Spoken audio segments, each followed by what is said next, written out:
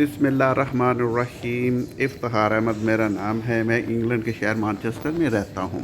आज जिस टॉपिक के बारे में मैं बात करूँगा वो है चैरिटी।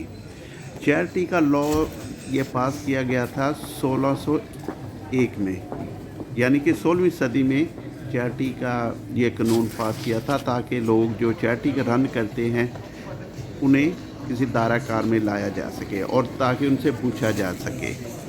तो अगर ये 1601 में कानून बना था तो इसका मतलब है कि ये इससे पहले की चैरिटी शॉप्स हैं।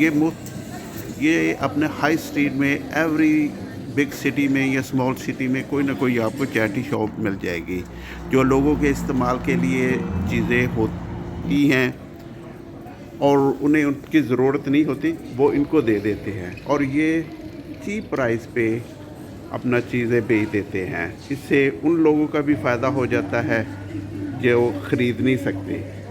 तो ये जो पैसा जनरेट करते हैं ये मुख्तलिफ़ कॉज के लिए होता है। कोई हार्ट फाउंडेशन के लिए होता है।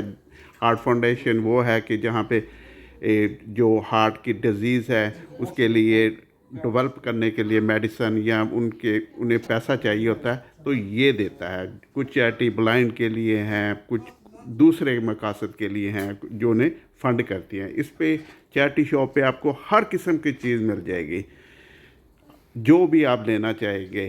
तो तकरीबन जो घर में इस्तेमाल होती है वो हर चीज़ किसी न किसी चैरिटी शॉप से मिल जाएगी। ये देखिए, जैसे ये टेबल्स हैं, बुक्स हैं, बच्चों के खिलौने हैं, कपड़े हैं, हर किस्म का सामान वगैरह चैरिटी शॉप से मिल जाता है।